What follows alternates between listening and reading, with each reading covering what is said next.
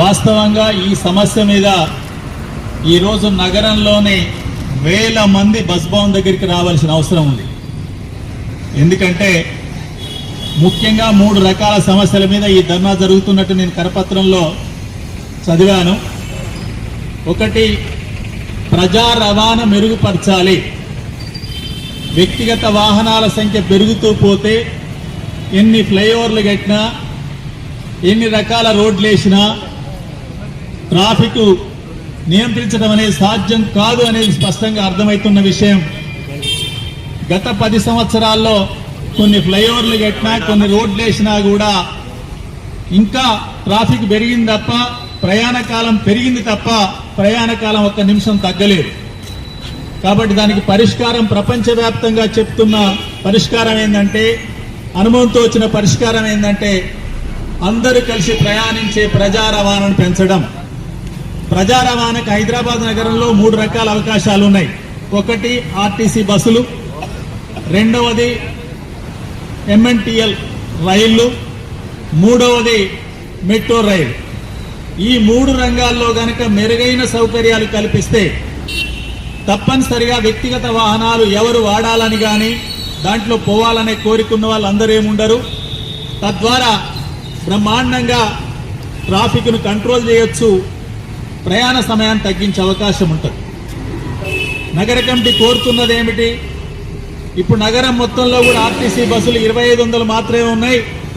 ఆ బస్సుల సంఖ్య రెట్టింపు కనుక చేసి బస్సుల యొక్క కాలాన్ని కూడా తగ్గించి ఎక్కువ ప్రయాణాలు కనుక చేస్తే, ఎక్కువ ట్రిప్పులు కనుక వేస్తే తప్పనిసరిగా ప్రజా రవాణాలోనే అందరూ పోతారనే చెప్తున్నారు. అది వాస్తవం చెప్పడానికి ఏంటంటే, ఎప్పుడైతే ఉచిత బస్సు మహిళలకనే పథకాన్ని ప్రవేశపెట్టిరో చాలా మంది మహిళలు గతంలో వ్యక్తిగత వాహనాలలో వెళ్లే వాళ్ళు కానీ ఇతర రెంటెడ్ వాహనాల్లో వెళ్లే వాళ్ళు కూడా ఈరోజు కాస్త ఇబ్బంది అయినా, ఆలస్యమైనా ఆర్టీసీ బస్సులోనే వెళ్తున్న పరిస్థితి మనం చూస్తున్నాం. కాబట్టి ప్రజా రవాణా మెరుగుపరిస్తే ప్రజలు ప్రజా రవాణా ఆర్టీసీ బస్సు ద్వారా పోతారు.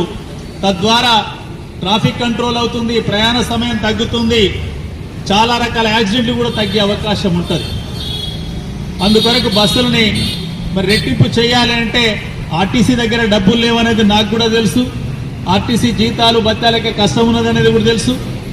ప్రభుత్వం కూడా ఇబ్బందులు ఉన్నదనేది కొంత తెలుసు. కానీ రాష్ట్ర ప్రభుత్వానికి అనేక రకాలైన అవకాశాలు ఉంటాయి కాబట్టి, అవసరానికి అనుగుణంగా నిర్ణయాలు తీసుకొని అమలు చేయాలి. కాబట్టి వెంటనే రాష్ట్ర ప్రభుత్వం అదనపు బస్సుల కొనుగోలుకు అవసరమైన బడ్జెట్ విడుదల చేసి నగరంలో బస్సుల సంఖ్యను రెట్టింపు చేయాలని చెప్పి ఈ ధర్నా శిబిరం ద్వారా రాష్ట్ర ముఖ్యమంత్రి గారికి మరియు రవాణా శాఖ మంత్రులు పొన్నం ప్రభాకర్ గారికి కూడా ఇక్కడి నుంచి నేను విజ్ఞప్తి చేస్తున్నాను.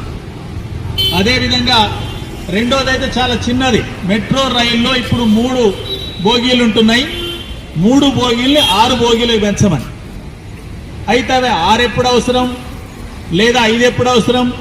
వాస్తవంగా మనము జూబ్లీ బస్ స్టేషన్ నుంచి ఇక్కడ ఈ బస్టాండ్ పోయే ఈ రైళ్ళు అయితే ఎప్పుడు ఖాళీగానే కనిపిస్తున్నాయి, పెద్దగా అవసరం లేదనిపిస్తుంది. కానీ ప్రధానమైన మార్గం ఎల్బీ నగర్ నుంచి మియాపూర్ వరకు ఉన్న మార్గమే చాలా రష్ ఉంటుంది.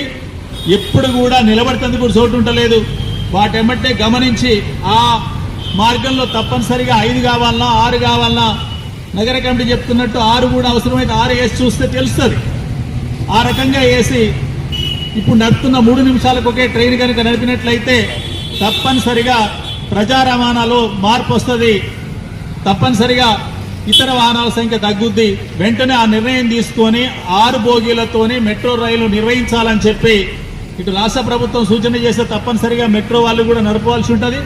రాష్ట్ర ప్రభుత్వం వెంటనే సూచన చేయాలని, మెట్రో రైలు వాళ్ళు కూడా దాన్ని అమలు చేయాలని చెప్పి ఈ సందర్భంగా కోరుతున్నాం.